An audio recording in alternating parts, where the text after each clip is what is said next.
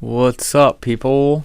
This is Cloud Chief, and in today's video we are continuing our walkthrough for new players. So if you've been following the guide so far, you should be somewhere in the range between level 20 and 30. You should have your sub job unlocked and hopefully have leveled your sub job, and you are now ready to start advancing to Jeuno. So before we start going crazy and rushing off to Jeuno, hopefully you have completed at least 10 Records of Eminence quests. And if you have and you've been back to your main town, you might have seen under Records of Eminence, under Tutorial and then Basics, that there's a new quest that says All for One. So if you haven't done it already, go ahead and flag this quest. And if for some reason you don't have it, that means you need to equip more Records of Eminence quests and be trying to clear some out, because you need to have at least 10 cleared out. Luckily, the Unity NPC you need to talk to are all near your Sparks NPCs. So, for Sandoria, you need to talk to Urbaline. For Bastok, you want to talk to Ixley. And for Winders, Teldro Casturdro. So, after you talk to one of these, you can then go ahead and pick which Unity you want to join. As for what Unity you should join, I think you should pretty much choose for yourself. Personally, I like Apuru, but that is honestly for when you are at level cap. Apuru is a healer, and I think she does a really good job of AoE curing, keeping your party up. But a lot of the things that make her strong are really only at high levels. She's not that strong of a healer at low levels.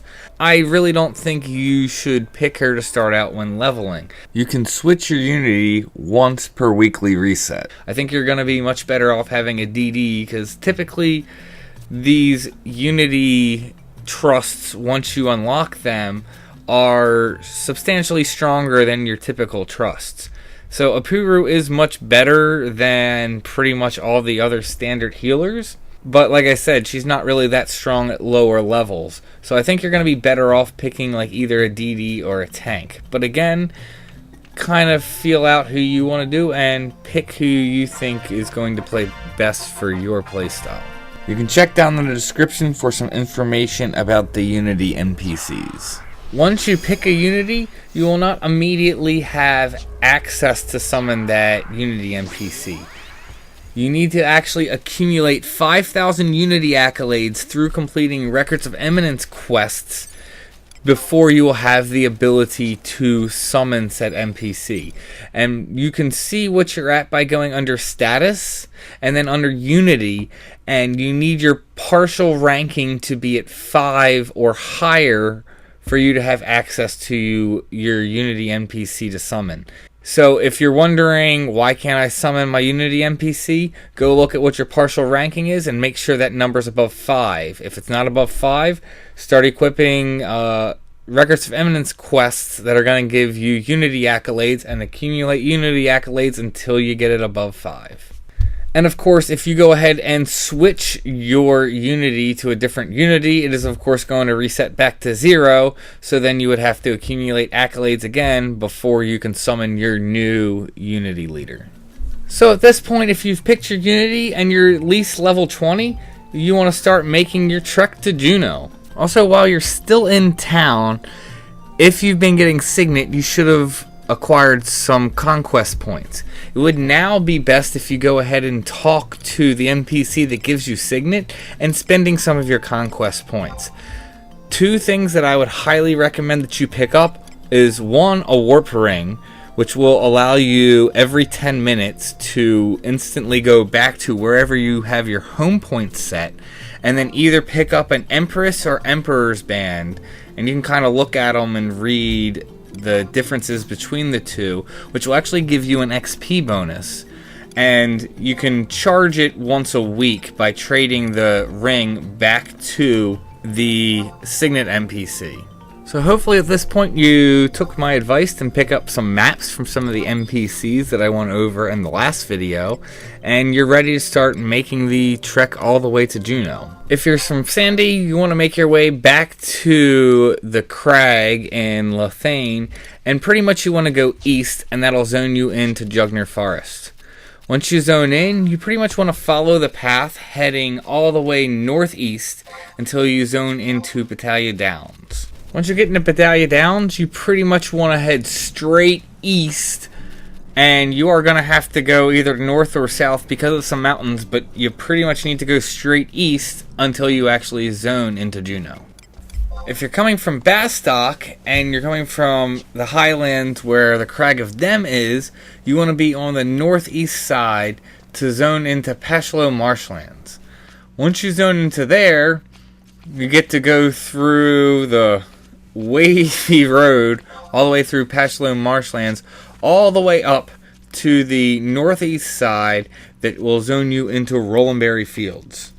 And once you're in Rolandberry Fields, you're again going to keep going northeast, and it is still somewhat windy until you make your way all the way to Jeuno. You can, from coming from the highlands, pretty much stay on the main path and follow the main path, even though it's very windy, and that will lead you to Jeuno.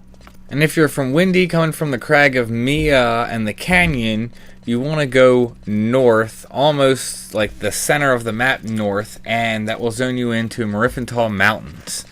Now this zone is quite complex, and pretty much you need to get all the way to the northwest side of the zone. However, you don't want to like cut straight through the center like it might look on your map, because there are all these mountains with all these like broken up paths.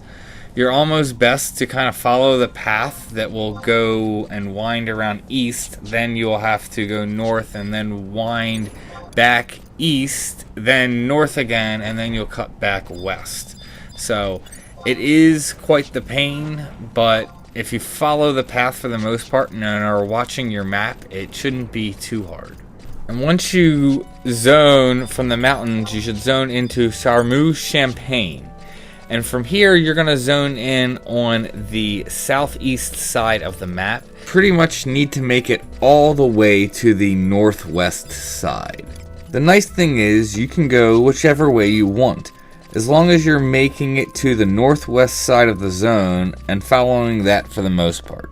There is kind of this giant mountain in the middle that you have to go around, but you are welcome to go west and then north, or you're welcome to go north and then west. And there are some little cliffs, but for the most part, they're easy enough to go around. And if you just kind of follow the path or just stick to your map and just keep heading northwest, you will eventually hit Jeuno. So you're very likely when you're running around Jeuno to get some very long cutscenes. If you're level 30 or higher and you zone into Port Jeuno, you're very likely to get a cutscene for Abyssia. If you zone into Lower Jeuno, you're very likely to get a cutscene for the Crystalline Prophecy expansion. At this point, you want to make your way to Upper Jeuno, to G7, go down the stairs, and talk to Brutus. This is the NPC you need to talk to, so that way you can get your chocobo license and get your mount. Funny enough, before you can start the quest to get your chocobo license, you need to first let a chocobo go out into the wild. So before you can learn to ride one, you get to be irresponsible and let one go run out to the wild. Luckily though, you don't have to complete this quest, you just have to flag it. As soon as you're done letting that chocobo go run out in the wild, go ahead and talk to Brutus again and say that you do want to learn to ride a chocobo, and then also that you've never abandoned one. So once you have the quest flag, you need to go trade Gauze-bit grass to the chocobo that is in the back corner. You'll need a total of 4 Gauze-bit greens. These can be picked up off the auction house under weapons, ammo and miscellaneous, and pet items. I let you know that because it's pretty hard to find if you're not aware where they're at. Also, they can be farmed at Mariffental Mountains, pretty close to where the outpost and the zone line is into Champagne.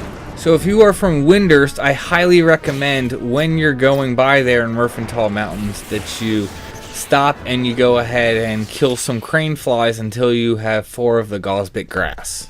If you are from Bastock, you could also go to Dangrif Wadi, which is in the far southwest area of South Gustaberg, and you can farm the grass from Wadi hares. Sadly, if you're from Sandy, you would have to make your way to either Merventod Mountains or Dangif Wadi to farm these or pick them up off the auction house, as there are no mobs that drop these near Sandy.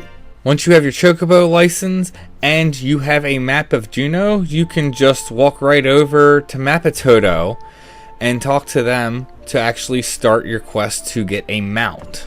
You want a mount because you can pretty much summon this anywhere that's an outside field and not considered a dungeon, and you can do it once a minute, and you don't have to go back to town to get a chocobo like you would if you just had a chocobo license. So you really want to go get the mount.